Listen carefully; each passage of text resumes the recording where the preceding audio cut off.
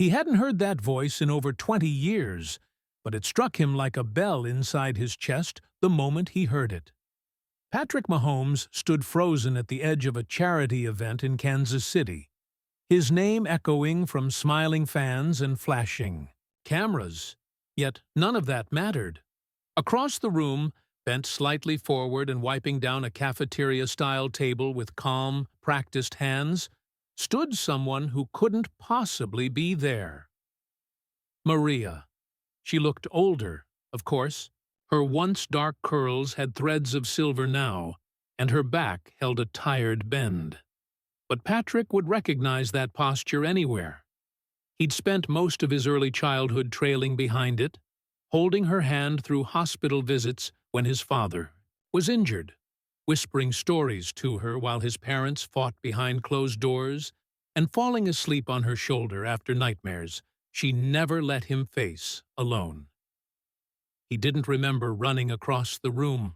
One minute he was standing by the mayor, pretending to care about a plaque he'd been handed, and the next he was there, staring at her, afraid to speak. Maria turned slowly. She hadn't seen him in years. Her eyes took a second to adjust.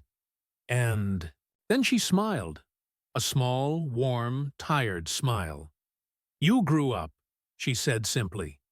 And just like that, Patrick Mahomes, Super Bowl champion, global icon, father, husband, felt 7 years old again.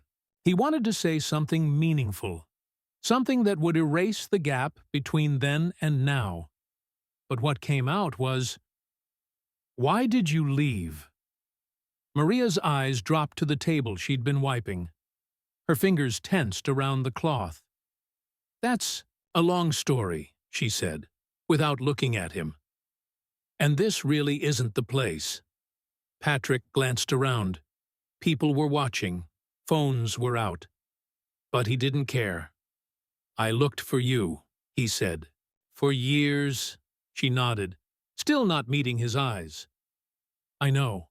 The room felt too bright, too loud. A staff member walked by with a tray of coffee, almost brushing Patrick's arm. He stepped back, but kept his eyes on her. "Are you okay?" Maria looked at him now. Her eyes were gentler than he remembered. "I get by." Those 3 words landed like a brick in his chest. This woman had once been his entire world. She'd cooked his meals when his mother was away, walked him to school when his father was on the road, held him when he cried. And now she was working, behind the scenes at a community fundraiser like any other staff member, wearing a name tag that read, "Volunteer." He was rich beyond measure. She was folding tables. "Come with me," he said suddenly. "Let's talk." Maria hesitated, then slowly nodded. "I'd take a break in 10 minutes. Patrick waited like a child waiting for recess. When she finally met him outside by the parking lot, away from the chaos, there was a long pause between them. "I thought you forgot me," she said softly. He shook his head. "Never." They sat down on a bench by the dumpsters, the only private place in a crowded event. Patrick leaned forward, elbows on his knees. "I remember everything.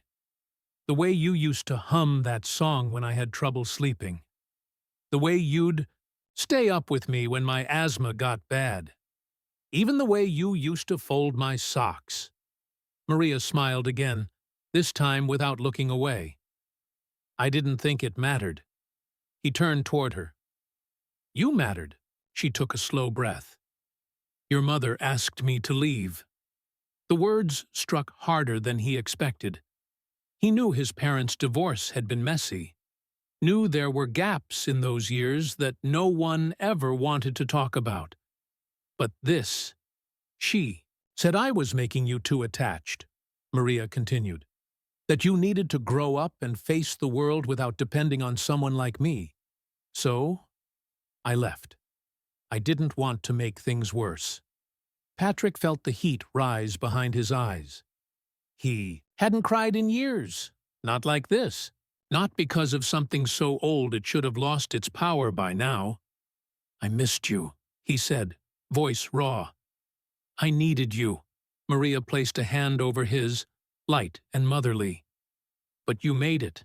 Look at you. He shook his head. Not because of them. Because of you. The silence that followed wasn't uncomfortable. It was thick with everything they didn't say. Regret, gratitude, loss. Patrick finally stood. Can I take you to dinner? She laughed gently. I have a shift tomorrow morning. I'll clear your whole week. Patrick, let me do something for you now. Please. Maria looked up at him, and for the first time that day, something changed in her expression, a softness, a crack in the wall she'd held for decades. You're not a boy anymore. No, he said, but part of me never stopped waiting for you to come back.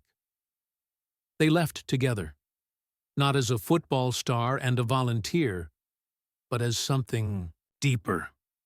Two people pulled back into each other's orbit by time, memory, and unfinished love.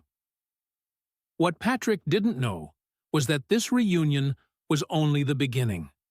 He had no idea what Maria had been through in the years they were apart. But he was about to find out, and it would change both of their lives forever. The car ride was mostly quiet. Patrick had insisted on driving Maria himself, despite her protests. She kept her hands folded neatly on her lap, her posture still proper, still humble, as if she didn't quite know how to exist in the leather passenger seat of a luxury SUV. Patrick glanced at her now and then, hoping for a smile, a question, anything that would break the wall of time between them. But Maria remained mostly silent, offering only small comments about how much the city had changed or how she'd always hated highway traffic. She didn't ask about his wife, his kids, or his fame. And strangely, he was grateful. Tonight wasn't about that. When they pulled into a quiet, family-owned restaurant that served soul food, the kind she used to make, she gave him a look. You remembered. I remember everything, Patrick replied. They sat in a booth in the corner, away from the windows, the smell of cornbread and greens wrapping around them like something familiar and safe. Patrick ordered for both of them, just like she used, to when he was too shy to speak to waiters. When their plates arrived, Maria didn't touch hers. She stared at the food, then at him. You became everything they said you would, she said finally. And more. I didn't do it alone. She shook her head. Yes, you did. I was only there for the beginning. That's the part. That matters most, he said. Maria looked away, folding her napkin in her hands. There's something I've never told anyone. Not your parents, not the neighbors, not even my own sister. Patrick leaned in, his pulse tightening. I didn't just leave because your mother asked me to, she said slowly. I left because I had no choice. My son was in trouble. Patrick blinked. You have a son? I did, she said quietly. Eric. He was 15. I had him young, before I ever worked for your family. He lived with my sister most of the time so I could keep the job. She told me he was acting out, hanging with the wrong crowd. But I kept working because I needed the money. I was trying to give him something better. She paused. Her voice thickened. One day, I got a call. He'd been arrested. Gang activity. Minor, they said. But it was enough to scare me. So I left, overnight. Took the first bus back to Dallas. I didn't tell your parents the real reason. I just disappeared. Patrick swallowed. What happened to him? He got out, she whispered. Eventually, but not before prison left its mark on him. He never fully recovered. He had a daughter, tried to work, stay clean. But last year, he died. Overdose. Alone. Patrick's chest tightened. Maria, I didn't know. I never told anyone, she repeated. Because what would I say? That while I was taking care of you, my own son was slipping through my fingers? He shook his head. That doesn't take away what you gave me. It doesn't erase your worth. She smiled faintly. That's kind of you, Patrick. But some things don't have a price. They sat in silence again, but this time it was heavy, with understanding, not distance. After dinner, they stood in the parking lot. The night air was cool, the street quiet. Maria hesitated before speaking again. I saw your games, you know, she said. Everyone I could catch. I used to whisper, That's my boy, even though no one knew who I was. He smiled, then stepped closer. Why didn't you ever reach out? She looked up. I didn't want to embarrass you.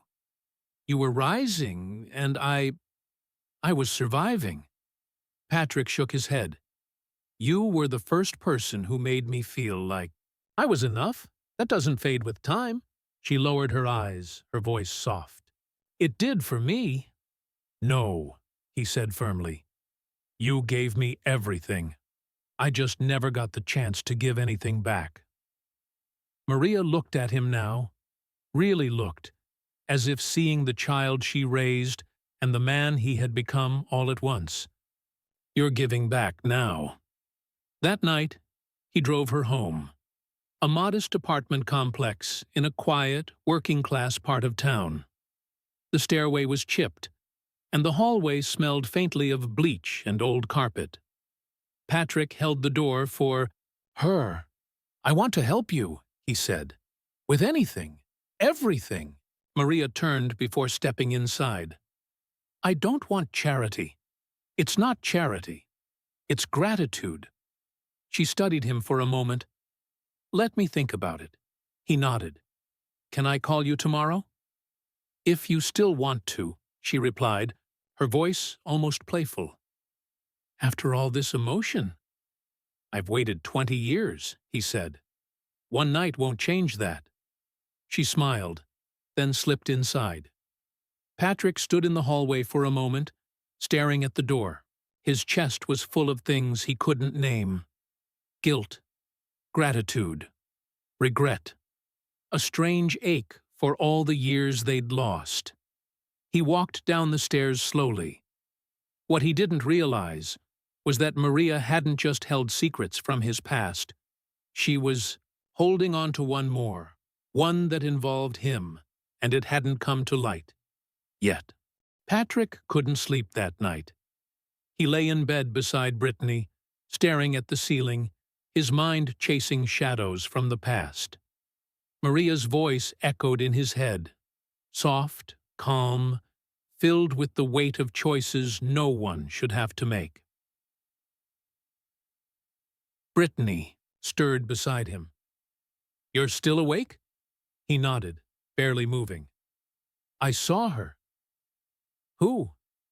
Maria, my nanny, from when I was a kid.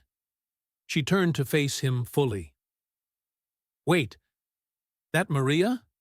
I thought you said she just disappeared. She did, but I found her yesterday. Or maybe she found me. He recounted the moment at the charity event, the conversation in the parking lot, the dinner. Brittany listened in silence, her hand resting gently on his arm. Are you okay? She asked. Patrick took a deep breath. I don't know. It's like a hole I didn't realize was still open got ripped wider. I thought I'd moved on. She meant a lot to you. She was the only one who really saw me back then. Brittany nodded. Then maybe this is a second chance. He looked at her. I don't know what to do for her. She's proud. She won't take help easily. Start by listening. The next morning, he texted Maria early. She didn't reply. By mid-afternoon, he drove to the address she'd given him, uncertain whether he was crossing a line. When he knocked, there was no answer. A neighbor across the hall peeked through a cracked door. "She left early," the woman said. "Works downtown. Cleaning offices, I think." Patrick left a note and his private number on a folded sheet of paper. "Maria, call me when you can. Please, Patrick." That evening, she called. "I'm sorry," she said. "I wasn't avoiding you. I just needed space to breathe." "Can we meet?" he asked. Maria hesitated. "There's something I need to show you. It's time." They agreed to meet the next day at a local park. It was quiet, surrounded by worn playground equipment and oak trees with peeling bark. Maria was already sitting on a bench when he arrived, holding a thin envelope in her hands. Patrick sat beside her. "You okay?" She nodded, eyes on the envelope. "You asked me why I never reached out, why I disappeared. I told you about my son, but there's one more piece.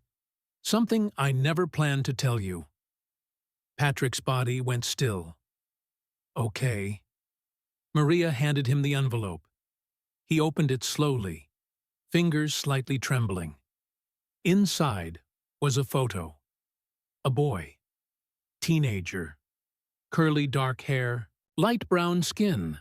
Wearing a faded hoodie and standing in front of a high school building. There was something in his eyes. Something Patrick recognized instantly. "He looks like me," Patrick whispered. Maria nodded. "His name is Elijah. He's Eric's son.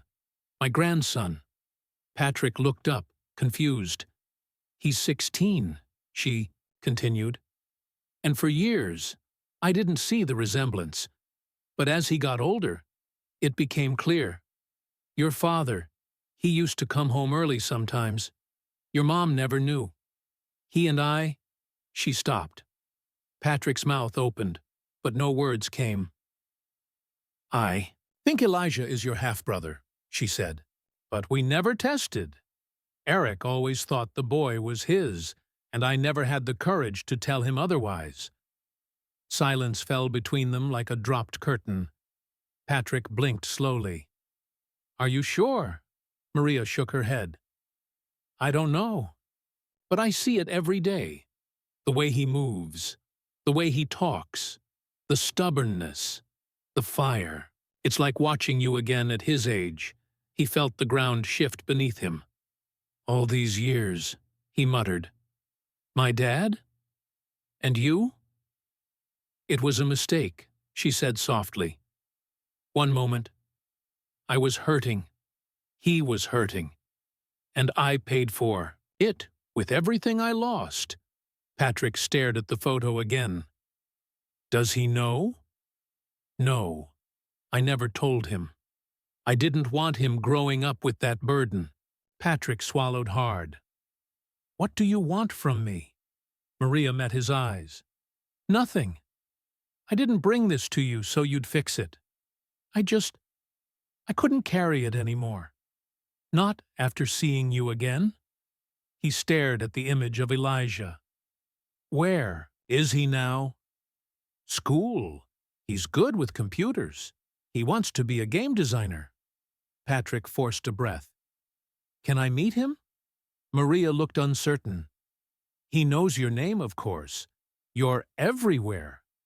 But I don't think he realizes how close you two might be." "I want to meet him," Patrick repeated. She nodded slowly. "I'll ask him." That night, Patrick sat alone in his office, the photo of Elijah on his desk. His father had died 3 years ago. The man had carried so many secrets, sharp ones, silent ones, that Patrick never fully understood. Now, one more had been left behind. Brittany stepped into the room. "What's going on?" He handed her the photo. She studied it for a moment. "Who is this?" "My maybe brother," he said. Brittany's eyebrows lifted, but she didn't speak right away. He added, "Maria had a child. He died. And this might be what's left of both of them." She sat beside him. Are you okay? I don't. No, Patrick said again. But I want to be. Brittany reached for his hand. Then be brave. Meet him. Find out. He nodded, his eyes still on the photo. The kid didn't ask for this. He didn't choose to grow up in the shadow of a secret. And now, maybe, he deserved more than silence. Patrick knew what came next. Wouldn't be easy. But he was ready to face it. The gymnasium smelled like cheap deodorant and teenage effort. It was career week at East Central High, and Patrick Mahomes stood behind the curtain of the makeshift stage, heart pounding harder than it had before a playoff game. This wasn't a press conference. It wasn't a stadium full of fans. This was personal. Maria had arranged everything. Elijah didn't know the real reason behind Patrick's visit. He thought it was just another celebrity guest talk. Patrick had insisted it stay that way for now. He didn't want to throw a kid into an emotional whirlwind without warning. Just talk to him, Maria had said. Like you would have wanted someone to talk to you. So he waited. When his name was announced, the gym erupted. Even in a low-income school, football reigned. Dozens of phones came out. Kids screamed, and some of them even cried. Patrick forced a smile, waved, but his eyes were scanning. He saw Elijah before anyone else. Second row. Hoodie. Head slightly lowered, like he didn't want to show too much excitement. But Patrick saw it in the corner of his mouth. That half-smile, trying to hide itself. The resemblance hit him again like a brick. He gave his talk, said the right things, told stories about discipline, failure, drive, the usual. But his voice felt disconnected from his body. All he could think about was the moment he'd have after the applause faded. And when it finally did, he stepped off stage, walked directly to Elijah, and extended his hand. Hey. Elijah, right? The boy looked startled. Yeah. Patrick smiled. You mind if I talk to you for a minute? The teacher gave a confused nod of approval. The two walked into an empty classroom nearby, the door clicking shut behind them. Elijah shoved his hands in his pockets. Am I in trouble? Patrick shook his head. No, I know your grandmother, Maria. Elijah blinked. You do? She took care of me when I was a kid. Oh, the boy said. She doesn't talk about those days much. Patrick sat on the edge of a desk. She's proud of you. Elijah shrugged. She shouldn't be. Why not? I don't know. I'm not doing anything special. I don't even know if I'm going to college. You're showing up. That's already something. Elijah looked at him, wary. Why are you really here? Patrick hesitated. Because I think you deserve to be seen. And because there's a chance, you and I might be connected. Connected? How? Patrick leaned forward. It's complicated, but I think we should get a DNA test. Elijah blinked hard. Wait, what? I don't want to overwhelm you, but it's possible that we're half-brothers. Silence. Elijah took a step back. That's not funny. I'm not joking. Elijah's face twisted with something unreadable. Confusion, anger, hope. My grandma said my dad died of an overdose, that he was her only child. He was, but there's a possibility your father wasn't biologically him. She thinks my dad might be. That's insane, Elijah said. I know. You think you're my brother because we kind of look alike. No. I think we owe it to ourselves to know the truth. Elijah stared at him, eyes wide. Do you even know what that would mean for me? Yes, Patrick said quietly. And for me. Elijah shook his head, pacing now. I'm not some charity case. I don't need a famous big brother. I'm not trying to be a savior. Then what are you doing? Patrick stood. I'm trying to fill a hole I didn't know I had. And maybe help you do the same. Elijah's voice dropped. Why would I want to be related to someone who's been a ghost my whole life? Patrick looked him in the eye. Because I've been living with ghosts too. And maybe this gives us both a reason to stop. The room went still. Elijah crossed his arms. What if I say no? Then I'll respect that, Patrick said.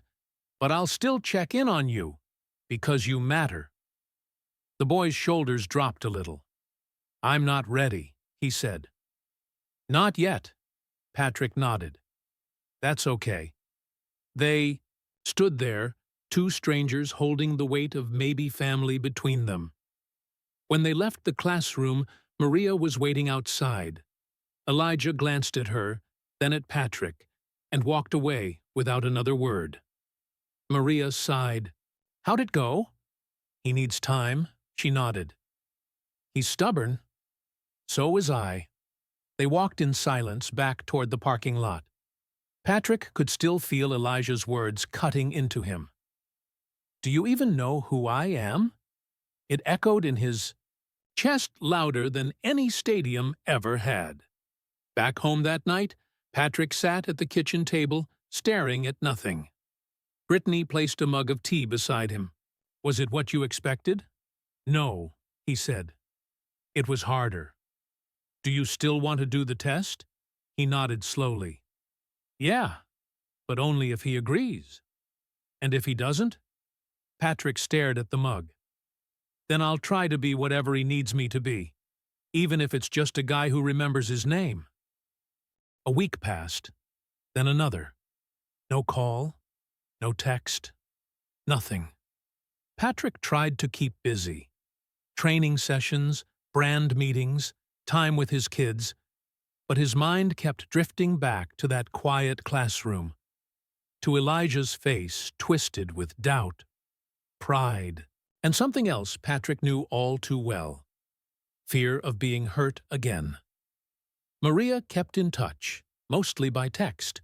She didn't push, didn't ask for updates, but one afternoon she sent just 5 words. He's ready to see you. Patrick canceled everything that day.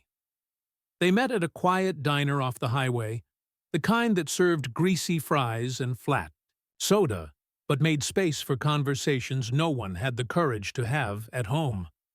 Elijah was already seated in the back booth, hoodie up, arms crossed. Patrick approached cautiously. Mind if I sit? Elijah shrugged. Patrick slid into the booth. A waitress walked by, but he waved her off. He wasn't here for coffee. Elijah didn't look up. I talked to my grandma, I figured. She said you still wanted to do the test. Patrick nodded. Only if you're okay with it. There was a long pause. Then Elijah pulled a folded envelope from his pocket. I already did it, he said. She had a kit. We sent it in last week. Patrick stared at the envelope, stunned. You didn't want to wait? Elijah's voice was low. I couldn't. I needed to know. Patrick reached for the envelope but didn't open it. You're not curious? Elijah asked. I am, Patrick said. But this isn't just data to me. It doesn't change how I feel about you. You don't even know me. Not yet, Patrick said. But I want to. Elijah leaned back, skeptical. What if it says we're not brothers? Then we start something new. From now. Elijah was quiet for a long time. Then he pushed the envelope across the table. Read it. Patrick opened it slowly. His eyes scanned the page. A pause. Then he let out a quiet breath. 99.4% match, he read. half-siblings. Elijah looked down, his fingers tightening into fists. Patrick folded the paper and set it aside. "It's just paper," he said softly. "It doesn't define us. But now we know." "I don't know how to feel," Elijah admitted. "Part of me is angry, like I missed out on a whole life I didn't know I had." Patrick nodded. "I get that. I do." "You think we would have been close?" "I think," Patrick said. "Carefully, we can still be." Elijah glanced out the window. "You've got everything. Family, money, fame. Why would you want this?" "Because you're my brother," Patrick said. "And I've spent years surrounded by people who love me for what I do, not for who I am." "You think I care about who you are?" "I hope so." Elijah turned back to him. "I'm not some kid looking for a handout." "I'm not offering one," Patrick said. "I'm offering a seat at the table." The silence that followed was tense, not awkward. It was the kind of silence that happens when truth is heavy and both sides are still deciding what to do with it. Elijah finally asked, "So, now what?" "We take it slow," Patrick said. "We meet up, talk, hang out. You come over sometime, meet the kids, see if this thing between us has room to grow." Elijah looked unsure. "No pressure," Patrick added. "If all you want is to know the answer, that's okay. But I want more than that. I want to know you, not because of guilt, not because of obligation, but because I like you." Elijah blinked, surprised. "You like me?" "You've got fire," Patrick said. "You don't smile easy. You're stubborn and smart, and you've made it this far without any help from anyone." "That's impressive," Elijah finally let out a small laugh. "You sound like Maria." "Good," Patrick smiled. "She raised us both, didn't she?" They talked for an hour, about music, about video games, about high school drama, and what it's like growing up with more bills than dreams. Elijah didn't open up all at once, but little things slipped out. Stories about his mom, fights at school, his fear of ending up like his father. Patrick listened. Really listened. Before they left, Patrick reached across the table. "Let's do this again." Elijah hesitated. Then, for the first time, he reached back. They stood outside by the cars. The sun was low, the air warm. "Hey," Elijah said suddenly, "can I ask you something weird?" "Go ahead." "You ever feel like the world's been waiting for you to figure something out? And once you do, everything might change?" Patrick smiled gently. "Yeah. I felt that way the moment I saw Maria again." Elijah looked down, kicked at a stone. "Okay. So maybe this isn't all terrible." "It's not," Patrick said. "It's the beginning." As Elijah got into his car, Patrick stood for a moment, watching him drive off. Then he pulled out his phone and texted Maria. "You gave me a brother. Thank you." She replied seconds later, "You always had one. You just didn't know yet." That night, Patrick sat on the back porch with Sterling on his lap. She was playing with his fingers, babbling about nothing. Brittany came out with a blanket and wrapped it around both of them. "You look peaceful," she said. "I feel it." She sat beside him. "What's next?" Patrick watched the sky fade to gray. "We grow, slowly, honestly. Like real family." He didn't know what the future would look like. Whether Elijah would want to be part of their lives long term. Whether they'd fight, drift, reconnect, repeat. But for the first time, the hole that had lived quietly in his chest for decades wasn't empty anymore. It was being filled, not with fame, not with trophies, but with something deeper, something real,